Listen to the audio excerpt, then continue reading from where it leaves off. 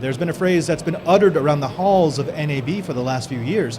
An interesting piece of technology called computational cameras that, well, we know the promise, but very few have delivered, which is why I'm very happy to speak with Jason Rosenthal from Lytro. Jason, the Lytro backstory is well known to our audience.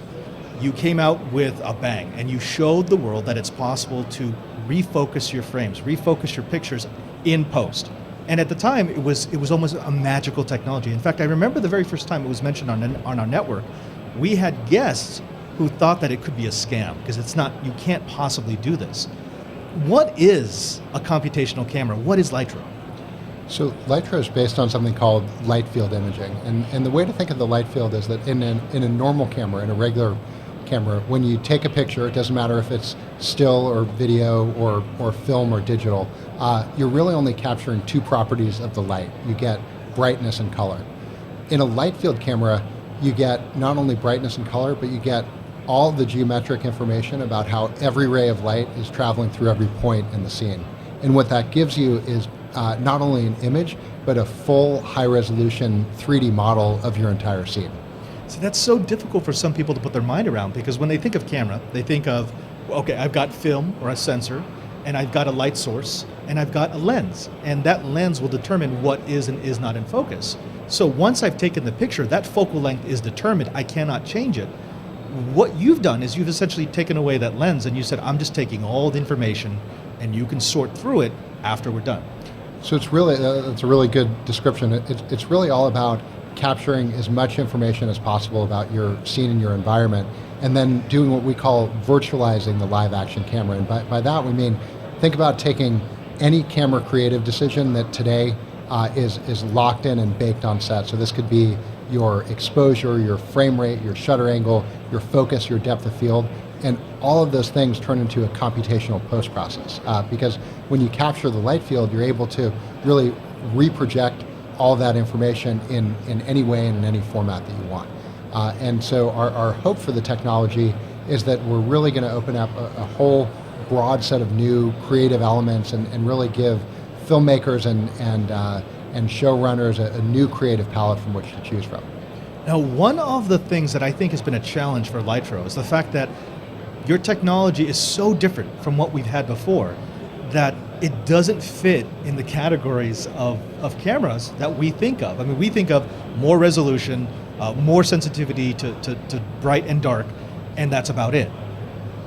When Lytro first came out, people were looking at like the resolution and saying, oh, that's a horrible camera, not realizing it's a different paradigm. How have you educated people to understanding how computational cameras are not just bigger sensors? So the world has really changed in the last couple of years, and I think as we've seen a bunch of exciting new developments, things like virtual reality and augmented reality, people are realizing that capturing just a single 2D image, doesn't matter how good the resolution is, it just really isn't good enough for the kinds of new applications that people are getting excited about. And that's really where Lytro comes in. And so later today at NAB, we're going to be introducing the Lytro Cinema camera. This is something that we announced just about a week ago. You mentioned resolution.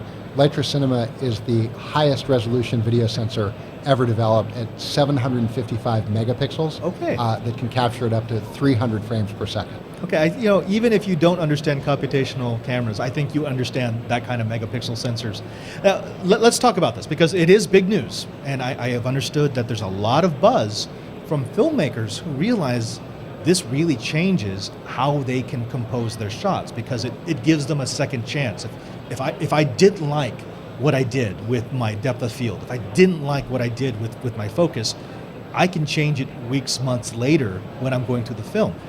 How has that been received? So I think it's actually about something much, much bigger even than that, which is that we're really opening up all these new creative avenues. So it's not just about changing or correcting something after the fact, it's about getting a shot that you could never get before. So imagine things like breakthrough lenses, where the lowest F number lens that exists today is an F1 or an f.95 in some cases, but those are very, very difficult to shoot.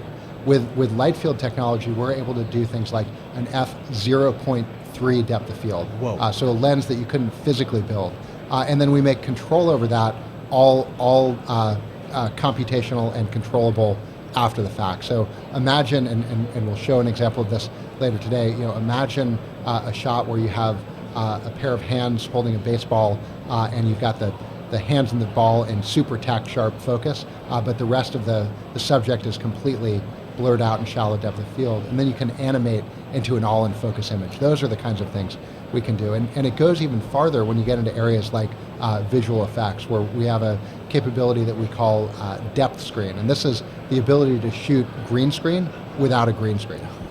Wow. So again, we're excited to be here at NAB, where we have some of the most creative people in the industry, and we really see our opportunity and our role is to give them a whole new level of creative expression that hasn't been possible with current technology. I think that's the truly exciting part about all this, which is I don't think we know yet how this is going to be used. I mean, you've told me some of the features that you can give to a cinema man, to a cameraman, to a filmmaker, but this kind of technology and the ability to choose exactly what you want out of the frame, combined with higher resolution screens, combined with HDR technology, I'm expecting to see something fantastic. I'm expecting a filmmaker to make something with a Lytro that's just going to blow away my expectation of cinema.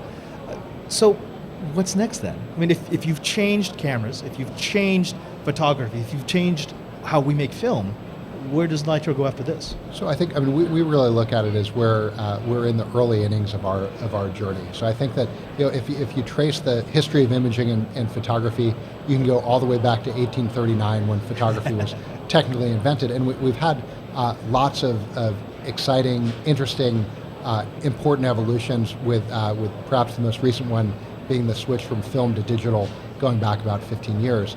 What we look at, what we're doing with light field technologies, it's really, it's almost like starting over again, where we're establishing a new foundation, a new way of collecting light and data, and we think that the opportunities are limitless. So our vision is that over time, that really, if you look at any device that has a lens and a sensor, we hope to power that with light field technology. We've been speaking with Jason Rosenthal from Lytro. Thank you so very much for speaking with us. If they wanted to find out more about Lytro, more about your camera technology, more about the new announcement here at NAB, where can they go? So if you're here at NAB, come to room S222 at 4 o'clock, and we will be doing a live demonstration of the Lytro cinema system. We'll be unveiling the camera for the first time, and we'll be premiering the first short film shot on Lytro Cinema, directed by an Academy Award-winning director and cinematographer. If you can't be here with us today, head on over to lytro.com and we'll show you what we've got.